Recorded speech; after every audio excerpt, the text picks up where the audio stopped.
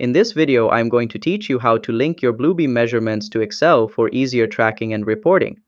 This is perfect for quantity surveyors, estimators, and engineers who want live updates between the two platforms. Let's get started.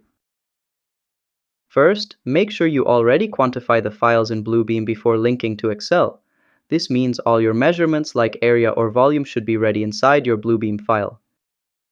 Then go to Excel. Right-click the cell where you want the data to go and select Quantity Link. This opens the link interface between Excel and Bluebeam. Next, click Create. This will start the process of setting up a new quantity link. Then click Add. This allows you to choose which Bluebeam file you'll be linking. Choose the file you quantified in Bluebeam, then click OK. This imports your measurement data options into Excel. Now, select your preferred settings like linking area, volume, or linear measurement. You can also filter based on color or subject if needed. Once you're done setting all the options, just click OK. Your Excel cell will now be linked to Bluebeam and will auto-update as you make changes. And that's how you link Bluebeam to Excel.